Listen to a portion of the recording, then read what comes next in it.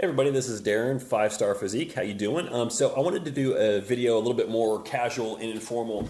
I know there are a lot of these videos that's like a typical day of eating, as though, hey, I'm a bodybuilder, I'm following a meal plan, look at how awesome this is, I can do it, you can do it too. That's not necessarily what this is. What I wanted to do is give a little insight into what I'm doing and why, not into the nitty gritties of these are my precise macros. I'm going to use some numbers throughout this video, but that's not really what's important. What I wanted to show you is what I'm doing, because what I have set up here is a meal plan for myself based on macros that I derived at initially and then have been adjusted a little bit throughout my prep. What I did is I started with those macros and I just built a meal plan around it based on what works for me as far as the number of meals, the convenience, how I'm timing things, where my carbs are, how even the protein distribution is throughout the day, where the fats are coming from, the fat sources. So some non-traditional things in here, which I think you'll find interesting. Basically, I'm relying on one protein shake a day. The rest are solid food meals. I have no chicken, no fish, because I hate both of them at this point. I've been doing this for a couple of decades. I'm kind of chickened out for the most part. So I'm exploring some other options. So what I'm doing is 5 meals a day, so I'm going to step you through what each of those are. And the other thing is why I built this plan the way that I did. So I talk about, convenience, timing, those kind of things. So come along with me on this ride. And also, if you are familiar with my podcast, if you listen to it, so it's called The Drop Set. You can subscribe to it on iTunes, through Google Play Podcasts. It's on Spotify. It's on Stitcher. Wherever you listen to podcasts, just search for The Drop Set in quotes and it'll come up. Episode 58. I'm currently up to about 75 or so. Episode 58 was from, I think, July 12th of this year, and that's one where I took these macros that I'm starting with, which are about, at the time they're about 255, 180, 80 proteins, carbs, and fats, and I actually built the meal plan or an earlier draft of what you're going to see here live during that episode, so that you can hear my thought process, how I'm plugging macros into my MyFitnessPal, the kind of adjustments that I had to make when I plugged in something and it kind of broke the numbers for something else. So episode 58 of that is where you can actually hear the process live. So without further ado, let's get to it. Let's start with meal 1, pre-workout. So for the first meal of the day, this is actually what I go to bed to. I've done some pre-prep on everything just because I know first thing in the morning it's a little dicey as far as what I'm going to remember, as far as how many grams of this or that I need, because I'm still sleepwalking. So I go to bed, I've got a pan on the skillet, I've got plates set up, I've got dry ingredients already on a food scale here, I've got all the seasonings and everything set out, and then this is something that I put in the fridge overnight, just a bowl that has mixture of whole eggs and egg whites in it. So I crack that, I mix it all together, I measure it all out and throw that in the fridge so it sits overnight, so I don't have, basically I'm looking to minimize the amount of work that I have to do in the morning. So what it is, it's just eggs and egg whites, just do a little scramble there, and then this is just cream of rice. I'm going to throw a little bit of honey and sugar-free syrup in there. Nothing too fancy. I've got water in the electric tea kettle behind me here, so realistically it's a pretty simple process of just throwing together everything. And the reason that I have this meal selected in this particular slot is because I've got a little bit of time. My mornings are busy. I'm in kind of a rush. I've got cardio to do. I've got emails to check on, etc. Got to help the wife get out the door, take care of the dogs, that kind of stuff.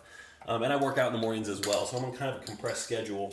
But I've got a little bit of time. So as long as I'm efficient with it, I can actually get like a freshly cooked meal and not something that I have to prep in advance. And eat out of Tupperware or anything like that. And whenever I have the opportunity to do something like that, I like to do it to some extent, because I don't like to spend a lot of time in the kitchen either. So just seasoning it up, got some Trader Joe's everyday seasoning, some garlic powder, that's going to sit right there. The tea kettle is done.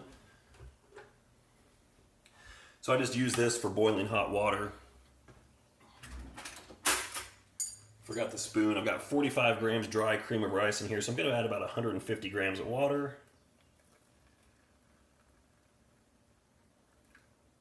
Or 163. Just give it a little quick stir here.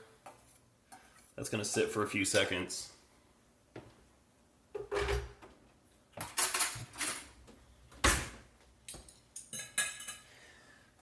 And after you give this about 30 seconds to just like slowly stir it together like this, it starts to thicken up a little bit, and then you can add your other ingredients.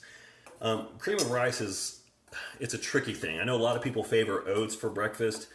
A lot of people experience digestive issues with oats, especially if it's a larger amount. So it's not something that I like to program by default. Cream of rice is better. It's just really easy to digest. It tastes like nothing, so it's all about what you add to it, kind of like oats. If you had plain oats, that's nasty. That is gross. So it's all about what you add to it. So now you can see it's starting to thicken up just a little bit here. So what I'm going to do is add 10 grams of honey, thereabouts. It's about half a tablespoon. That's going to add about, 30-ish calories or so, something like that. That's tracked. And then some sugar-free syrup. A serving size on this is a quarter cup. I'm adding less than that, and that serving size is still 15 calories, so I'm not tracking that. That's just a little something that I'm throwing in as an extra. Because the tablespoon of honey doesn't really add enough sweetener to this by itself, the half a tablespoon. And there you go. So that is done, and it's going to sit just a little bit longer, and it'll thicken up a little bit more. It is tasty. I realize it looks like something that they feed people in prison, but it's pretty good. I don't think they give you honey and sugar-free syrup in prison. And then the eggs are going here, and they'll be done in a little bit, and then we're good, and then we'll be on to meal 2. So meal 1 is pre-workout, so then meal 2, of course, is going to be post-workout. Now, my workouts these days are a little bit higher in volume. They're a little bit longer. Working out with a partner also takes some extra time. So on those days, that workout can stretch into an hour and a half, 2 hours very easily, which means that when I'm done, I'm making a beeline home and I got work to do. I got to catch up on stuff. So I need something that's really easy and convenient. So something I can just eat in the ride on the way home and not have to worry about then having to prep a meal when I get home. So this is my primary convenience meal for the day right here. So what it is it is a protein shake, which I just mix. I have these stubby little shaker cups because they still hold about 12 ounces of water, which is plenty. You don't need a giant bottle like this. This is what I use for my water during cardio. You don't need a giant bottle like that. If you're making a shake with like 24 ounces of water, first of all, it's going to be watery and disgusting. And also, oftentimes, especially with a lot of the clients that I work with, we use a shake as a means to get away from a solid food meal because it's easier for your body to digest. It's going to fill you up a little bit less. And for a lot of people, especially when you're first starting out, reduced food volume is huge because it can be difficult to cram in all the food, even when you're on a deficit when you're first getting adjusted. So I tend to mix my shakes up a little bit thicker with less water. So this is my one protein shake of the day, post-workout. And then for my carbs, oh yeah. So, it's flexible dieting. So I have reduced fat Ritz crackers here. So this sleeve is worth about 66 grams of carbs, which is, at this point is a little more than a third of my daily intake. So I've got a good number pre-workout, a good number post-workout, and then you'll see where the rest of them come later in the day. 66 grams of carbs, still has about 10 grams of fat, even though it is reduced fat. So it does eat away from the dietary fats a little bit, and as those get a little bit lower and reduced more as I get deeper and deeper into the cut, this is something that will probably go away, but for right now, it's a really awesome convenience food. It's super tasty. It hits a craving. It's salty. It's got a crunch to it. So I really enjoy that. That's post-workout meal. That's number 2. All right, meal 3. We are officially in post-workout territory now. It's about 2 in the afternoon. Usually have this meal around 1:32, something like that, and then meal 4 is going to be around 4:30, and then the last meal of the day, 5, is going to be around 7:30 or so. The spacing works well for me. It's nice and convenient, and it forces me to take a break from work when I need to take a break. So this meal consists of some very basic elements. We have 98.2 ground turkey. This has been cooked up, just browned in a giant pot, 3 pounds at a time. And I throw a lot of this stuff in there. Taco seasoning. You can see, it's about time to go get some more. So the 5th meal that I have later, we'll talk about that. It's very similar to this, though, so it gets prepared in much the same way. Has some additional elements as well. So for this meal, I'm just going with actually 8.5 ounces of this. So I've got the bowl on the scale, just and I can always kind of eyeball this so that I know when I'm running low. It's like, I got another serving in there. I probably have 2 more servings in there, and I go through this once a day, so I know I'm probably gonna have to meal prep. Maybe on Friday, most likely on Saturday. So I kind of plan ahead that way. If I really cared, I would know how much this container weighed. So then I could put it on the scale, subtract the weight of the container, and know how many ounces I have left in here so I know precisely when I need to. But I am a little lazier than that. Not much, but a little lazier than that. Also on this meal, I will throw in some freshly chopped red onion. This stuff makes all the difference in the world. And then just microwave it, easy peasy. This is something you could very easily prep in advance, but since I work at home, I don't, because again, I am lazy. I'm all about efficiency, so this works best. Other ingredients, I throw this in after I microwave it, just some nice medium salsa. I find if I microwave it, if I throw it on and then throw it in the microwave, it gets really watery, and then I have some fluid to drain out of the bottom of the bowl, so I just wait until afterwards. And then the final ingredient, salt, and a lot of it. So I am not a low sodium fan at all as far as I'm concerned. Bring it on, the more the better. So that's meal 3 in a nutshell. All right, meal 4 of 5. This is typically around 4 p.m., sometimes between 4 and 4:30. This is another one I cook fresh because, again, I work from home, so I can. But the other thing is I specifically put this in this slot because I needed something that was going to force me to come up to the kitchen and take a little breather, because this is the time of day where I'm starting to get close to the home stretch on clients, and oftentimes I would just push through and finish, and then oftentimes not finish up till 5:36, and then if I skip that meal, then suddenly it's pushed right up towards dinner. I'm more likely to skip one of them or combine or have a bigger dinner but skip meal 4, etc. So this kind of forces me to come up here and take a break. I have to cook this thing. It takes about 15 minutes or so.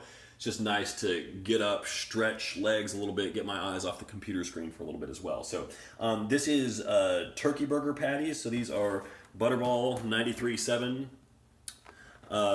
turkey burgers. So these are 22 grams of protein per, 8 grams of fat per. So this meal clocks in at right around 4 grams of carbs and 16 grams of fat. So the 4 grams of carbs come from, some ketchup. So I do log that. That is measured. I go for about a tablespoon. It's just enough where if I, get these things cooked up on each side, get them cooked thoroughly, nice through.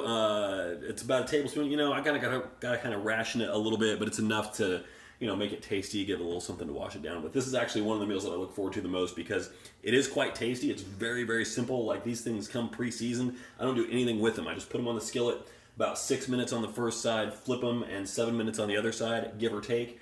From frozen, nice and easy. Just do 2 of them at a time that way. Add a little ketchup, done. So it's really tasty, but also I'm a slow eater. I can eat this thing in like 2-3 minutes, so it's nice. So I get to stretch the legs, get away from the desk for a little bit, and eat, and then I'm right back to it. So that's meal 4, so just 1 left to go.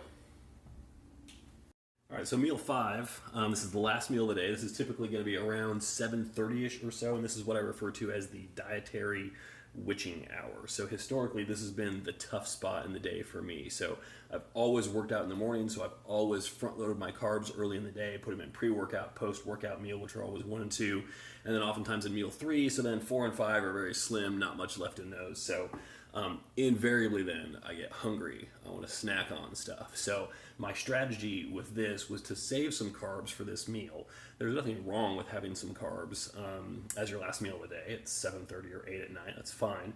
I wouldn't save yourself a gigantic carb serving. So I've got about 25-30 grams of carbs in this meal, probably closer to 30. They've changed recently. But just a small amount. It bulks up the meal a little bit. There's some dietary fats in it. What you'll notice is most of my dietary fats are actually coming from protein sources throughout the day. So egg yolks, 93.7 turkey, the turkey patties, and then this 93.7 ground turkey that I'm using here. I typically use about 8 ounces of this. And then the carb sources that I have picked in here. 8 ounces, come on. Same strategy applies for this. Eyeball about how much you have left so that you can get an idea of when you're going to need to prep it again so that you're not left up a creek with only like 5 ounces of turkey left when you need 8. So for this, I've opted for Uncle Ben's Ready Rice, which is my go-to savior for everything. This is actually Spanish style rice. Same macros. You can see 2.5 grams of fat, same amount of carbs, trace proteins just as before. So, very typical to what you find in jasmine or brown rice, but it's got some flavor. And so mixing it in with what I have here. So this ground turkey, this 93.7, so it's a little bit richer. It's got more fat in it, which is nice. It's again seasoned with taco seasoning. So add the Spanish style rice to it. I'm going to drown this in salsa as well. just like I did with meal 3. So I'm going for 60 grams of rice here, which, it's a small serving, but what I'm really looking for here, more so than the bulk from the carb, stuff is really, really stuck together. More so than the food volume of the bulk from the carb, yeah, they're in there, but mostly what I'm going for here is that nice little burst of flavor that I get from the Spanish seasoning in this stuff. So it really makes a huge difference as far as this meal being satisfying and something that I look forward to and something that feels like a nice way to cap off the day. And then the local Kroger sells this. It's a little individual cup. It's about, it says it's 1 cup of corn. Now, the problem is the macros on this. If you can read that, it says, hold on, serving size is a half cup. There's 2 servings per container, and it says, well, yeah, so each serving is, where is it? Somewhere on there. Total carbs, 5 grams per serving. That is incorrect. So that number is incorrect. If you look those numbers up anywhere on MyFitnessPal, the correct numbers are close to double that. So this is a case where using the barcode scanner on MyFitnessPal is going to get you into trouble. So I know corn is not a non-starchy veg. So, corn, you've heard of corn starch. Corn is a starch. A non-starchy veg like broccoli, Brussels sprouts, etc., you can assume a cup of that is going to have about 9 or 10 grams of carbs. So for a starch, they're saying a cup has about 10 grams of carbs.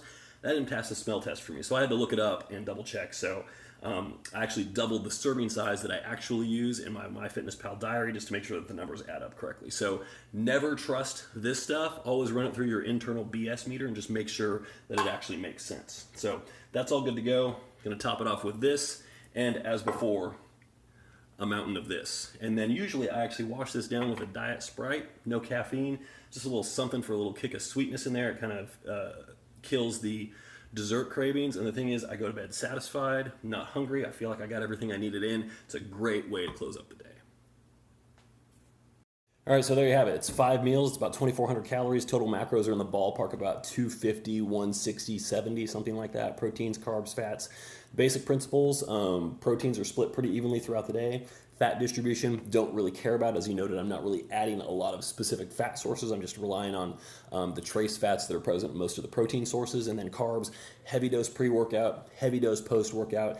And then I put the remaining where I think they're going to be the most benefit to me as far as stifling cravings and feeling satisfied during times when I really, really want something. So again, that falls into the last meal. So meal 5, it's later in the night, but I would rather put some carbs in there and then go to bed satisfied rather than feel like I'm missing out on something. And ultimately that's going to lead to some night where I run to the grocery store and grab a pint of Ben & Jerry's because I'm weak and I feel like I need that in order to survive. So it's worked really well for me so far. And the cool thing about this also is when I get tired of something or I discover something new, I can plug it in. Like the corn in meal 5, that was a relatively recent addition. I just plugged that in about 2 weeks ago because my wife found those in the stores. She's like, hey, I know you're a fan of corn. What about this?